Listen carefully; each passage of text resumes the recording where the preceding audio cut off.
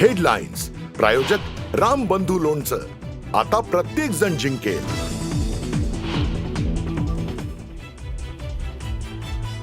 सकाळी 6ला सुरू केलं बाळावी करमळ्याला. म्हणजे जे काम करतं ना त्याची बघा नव्हता.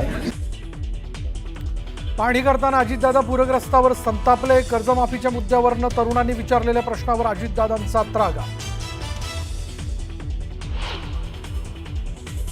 शासन म्हणून मी आपल्याला या निमित्ताने आश्वस्त करतो की सगळे निकष बाजूला ठेवून आम्ही सर्व शेतकऱ्यांना सरसकट मदत करणार आहोत. नुकसानग्रस्त शेतकऱ्यांना सरसकट मदत करणार. मुख्यमंत्री देवेंद्र फडणवीसांची पाहणी दौऱ्यावेळी सोलापुरातून घोषणा.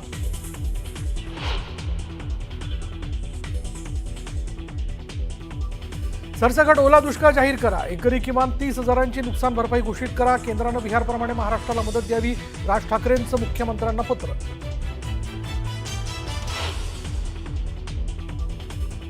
खासदार सुप्रिया सुळेंनी घेतली केंद्रीय कृषी मंत्री शिवराज सिंग चौहानांची भेट. ओला दुष्काळ जाहीर करण्याबरोबरच सरसकट कर्जमाफी आणि केंद्राकडून विशेष पॅकेजची मागणी.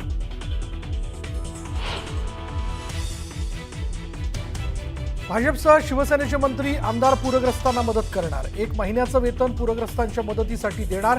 तर राष्ट्रवादीचेही सर्व मंत्री खासदार आमदार सीएम सहाय्यता निधीला देणार 1 महिन्याचा पगार. फोटोऐवजी मदतीच्या किटमध्ये काय आहे ते पहा. विरोधकांच्या टीकेला एकनाथ शिंदेंचं उत्तर. तर मदतीचा टेम्पो गावकऱ्यांनी परत पाठवला.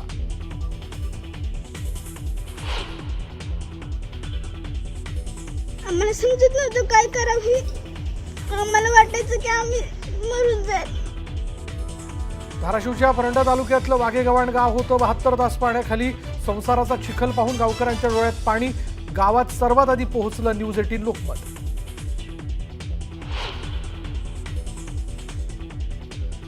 उत्तर सोलापूर तालुक्यातील तिरेगाव पाण्याखाली. गावातील शेकडो कुटुंब स्थलांतरित. शेती पिकांचं प्रचंड नुकसान.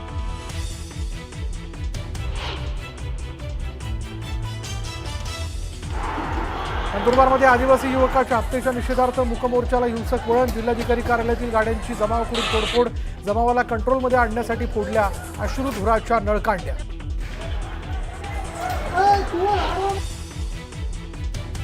संपूर्ण राज्याच्या मागणीसाठी लडाखमध्ये हिंसक निदर्शनं. विद्यार्थ्यांनी भाजप कार्यालय पेटवलं. पोलिसांवर दगडफेक.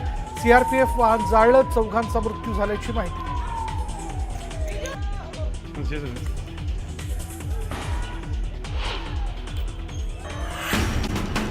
पण होत्याचं नव्हतं झालंय.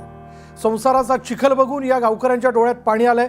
घरं पिकांसह चिमुकल्यांच्या शालेय साहित्याचं नुकसान बघून या महापुराची दाहिकता किती आहे याचा फक्त अंदाजच येऊ शकतो. न्यूज 18 लोकमत सर्वात आधी या गावात पोहोचले आणि या गावावर आभाळ कसं कोसळलं हे महाराष्ट्रासमोर आम्ही आणतोय.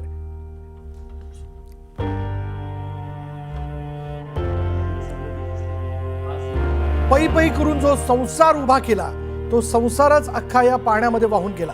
आता पुन्हा एकदा नव्याने ही पुनर्बांधणी करावी लागणार आहे. वास्तू म्हणायला ओकीबुकी उभी आहे. घरातली चूल देखील भिजली आहे आणि अक्षरशः या सगळ्या याच्यात घरात साठवलेलं ठेवलेलं धान्य देखील भिजलंय. होत्याचं नव्हतं झालंय आणि आता ती चूल देखील कदाचित वाट बघत असावी की कधी माझ्यावरती हे अन्न शिजवण्याकरता येणार. अशी सगळी परिस्थिती शेतकऱ्यांची झाली आहे.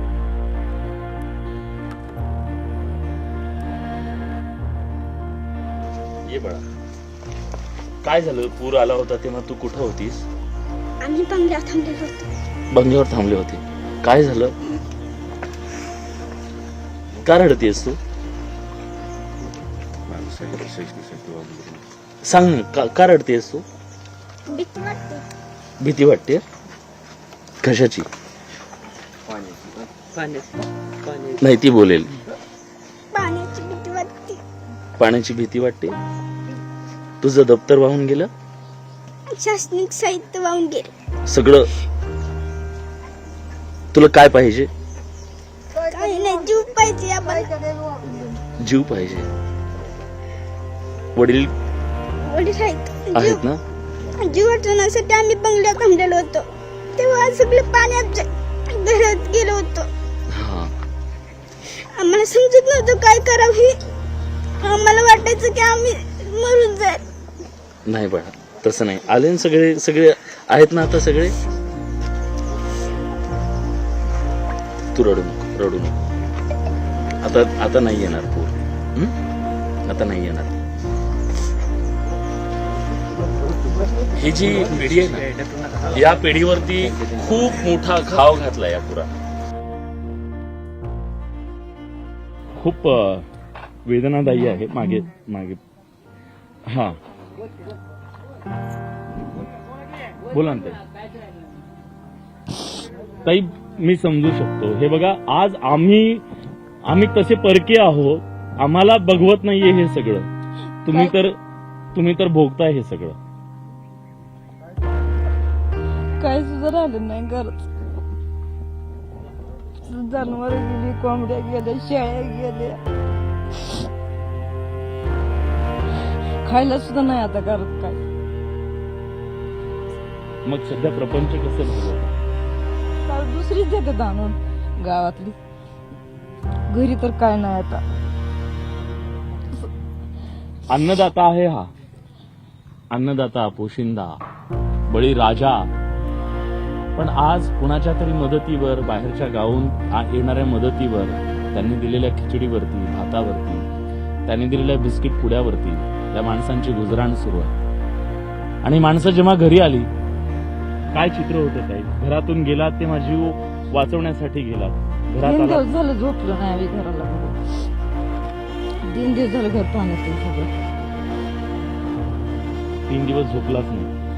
मुलं सगळं बाळ दिसत होते. मुलं बा अशीच बाहेर सगळी हिंडत होती दुसरीकडेच.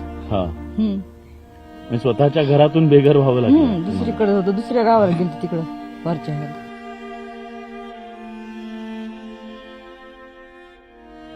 या गावाच्या इतिहासामध्ये पहिल्यांदा आमचं दुःख, व्यथा, कथा, वेदना, यातना, झालेलं नुकसान आणि या नुकसानीमुळे, पुरामुळे शेतकऱ्यांच्या डोळ्यात आलेला अश्रू पुसण्यासाठी आघाडीची व्रतवाहिनी IVN लोकमत आणि आम्ही ज्यांना शेतकऱ्यांचे कैवारी मानतो असे विलासजी बडेसर यांनी या पूरग्रस्त गावाला भेट दिली.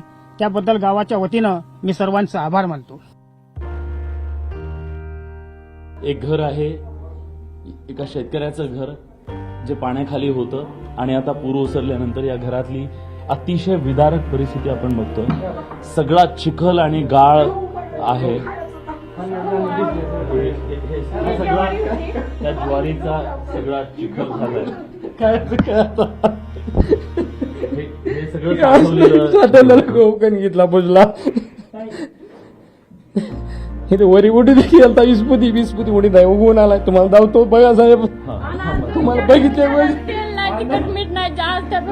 सकाळी शाळेत आल्या बरोबर प्राथमिक शाळेतले शिक्षक लोक आले आणि आमच्या लेकरांनी जेवायला खायला प्यायला त्यांनी डबे सोडून आमच्या लेकरांनी घरी आणून दिलं. पाणी होतं, काही सुद्धा राहिलं. हे इतकं शेतकऱ्याच्या जीवनाला गहू सगळा उगवला, पूर्णपणे उगवला. आता हा करू शेळ्या गेल्या, कोंबड्या गेल्या, काय राहिलं नाही. दुर्गंधी येते सगळी इथं. उडीच आणि गेला खाली ज्वारी ज्वारी आहे सगळी. ज्वारीचा सुद्धा उडीत बघा येत तुम्हाला. आजी आहे. आजी कंबर बसून गेली. मला दुखणं आलं झालं 3 दिवसात. किंवा असं उभाच राहीना, उभा सुद्धा राही नाही. किंवा आज ती परिस्थिती बघून झालं वाटलं. उडी भाव नाही म्हणून उडीत तुला वर उडीत उगून आला, उगून आलाय. लय बेकार कोंबड्या गेल्या 100. मी म्हातारी म्हणून आपल्या कोंबड्या शेळ्या केलेल्या होत्या. एक बोकड मोठ्या गाव चारून ठेवला. ते बोकड मी गेलं वाहून. कोंबड्या गेल्या 100 वाहून. काय करायचं आपण म्हणायचं शून्य राहण्यासाठी आपण तेवढं सांभाळावं. चांगलं आपल्याला तेवढंच काहीतरी होईल म्हणून. या आजीची प्रॉपर्टी होती.